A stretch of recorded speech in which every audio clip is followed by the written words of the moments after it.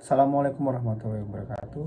Perkenalkan, di sini saya Gilang Muhammad Aziz dengan NIM 2016 210440. Di sini saya dari kelompok 2 akan membahas mengenai produk kami, yaitu Scandinavian Furniture Design.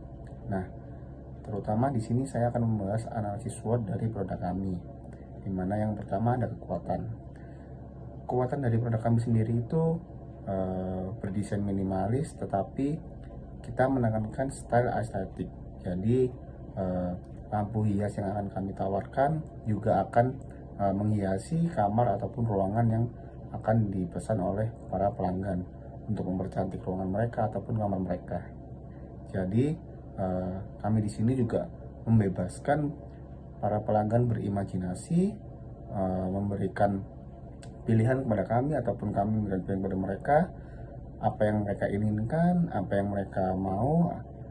Jadi kita memberikan kebebasan terhadap pemilihan yang akan dipilih oleh para pelanggan. Nah, dari segi harga sendiri, kami juga bisa bilang harga cukup terjangkau.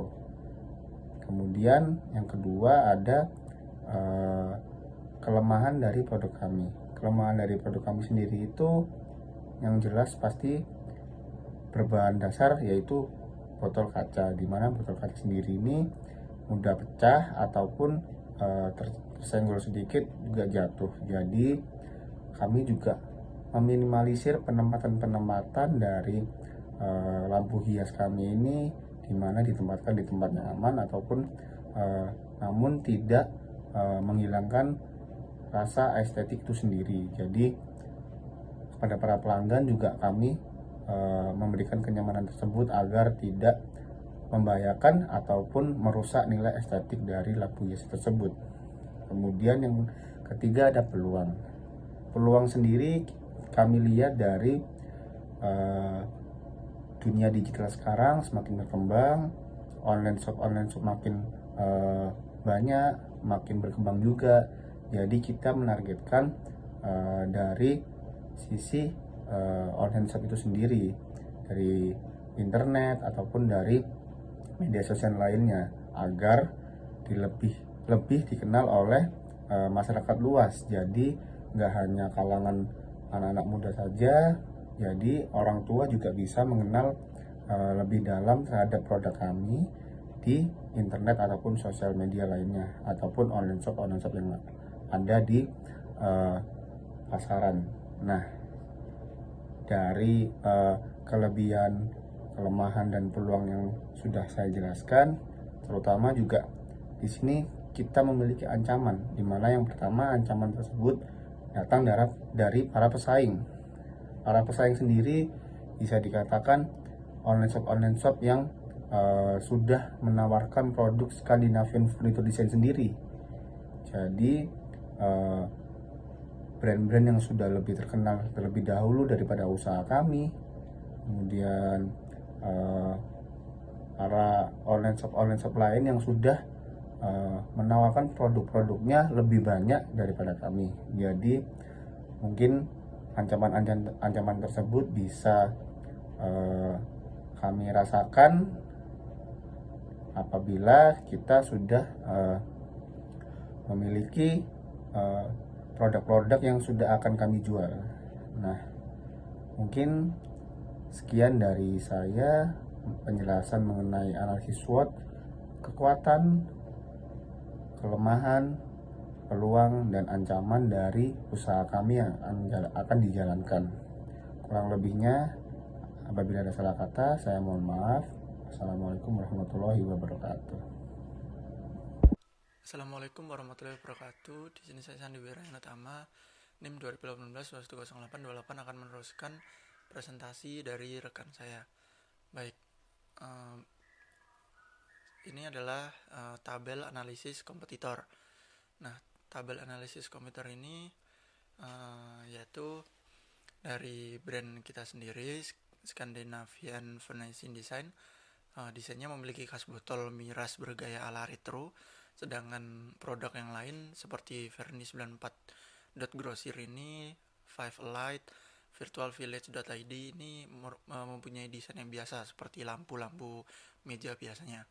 Nah, berikutnya yaitu harga. Dari segi harga, Scandinavian Furnishing Design ini selain mempunyai desain yang khas atau memiliki ciri sendiri dari desainnya, produk ini memiliki harga yang lebih murah dibandingkan produk-produk pesaing yang ketiga ini.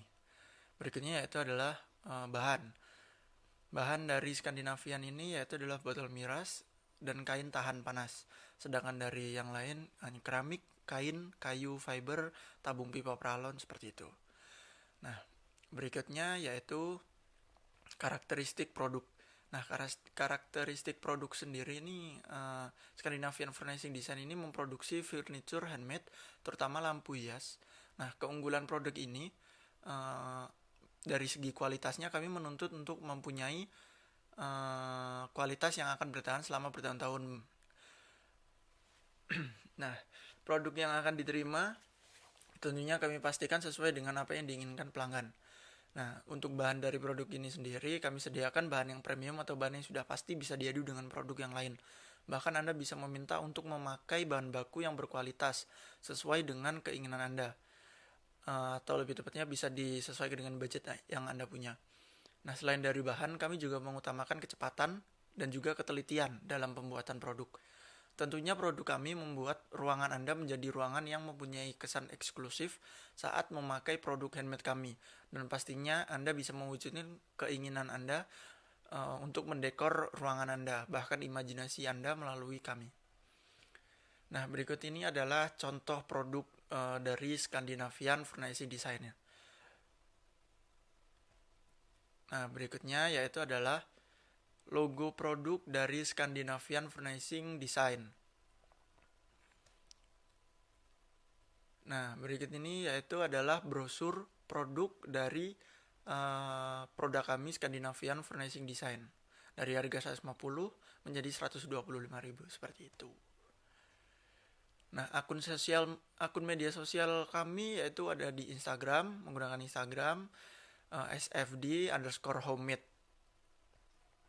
Untuk kemasan yang kami gunakan untuk kemasan produk yaitu seperti ini, kardus, minimalis, dan juga ada gambar produk kami. Baik, sekian dari saya. Terima kasih. Selanjutnya akan dijelaskan oleh rekan saya.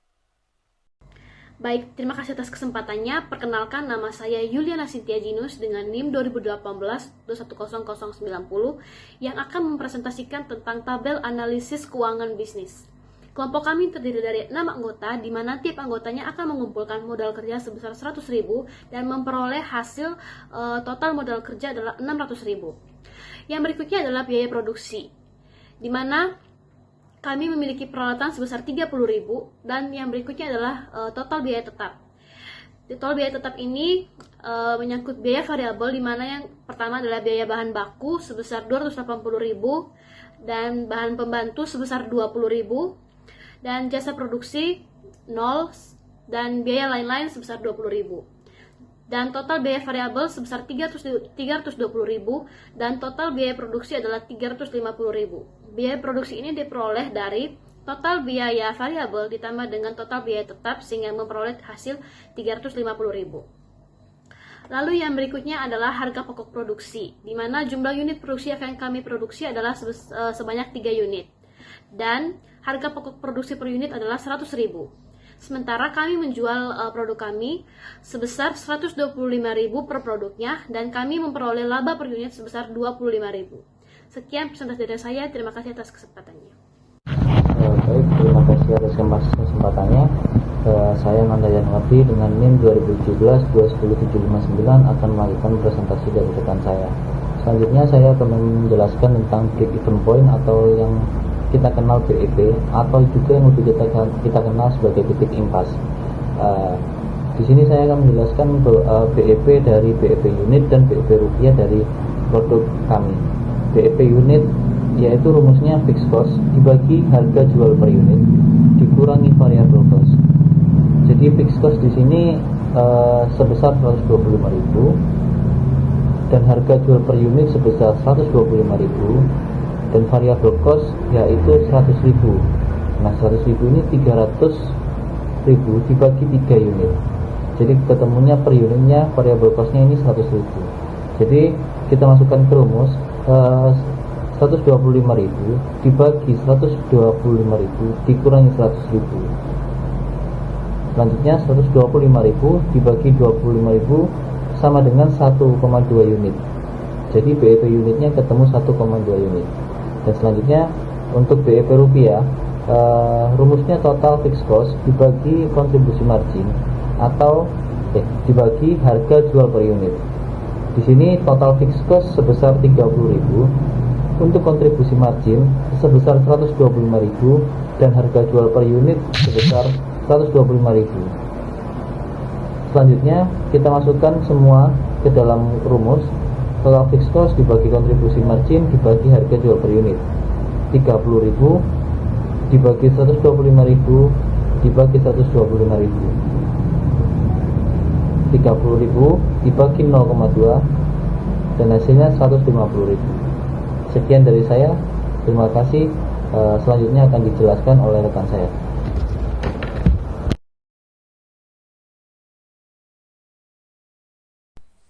Baik, terima kasih atas kesempatannya. Nama saya Valeria Kurniati Salfon dengan NIM 2018-210-235.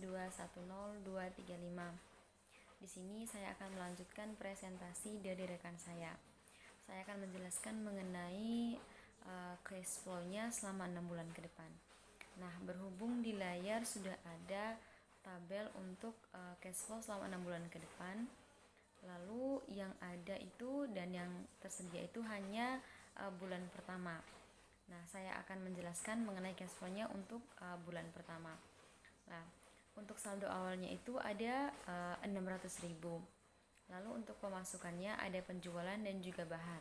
Nah, untuk penjualannya sendiri itu belum ada. Lalu untuk bahannya, kelompok kami itu mengestimasi bahwa pengeluaran yang akan dikeluarkan untuk bahannya itu sebesar Rp300.000. Lalu untuk pengeluaran itu ada sewa atau jasa dan juga ada transportasi. Nah, untuk sewa atau jasa itu sendiri itu tidak dikenakan biaya. Lalu untuk transportasinya kami mengestimasi bahwa transportasinya itu biaya yang dikeluarkan sebesar Rp30.000. Lalu ada biaya lainnya. Nah, biaya lainnya di sini adalah biaya yang tidak terduga. Kami mengestimasi juga bahwa biaya lainnya atau biaya yang tidak terduga itu sebesar Rp20.000.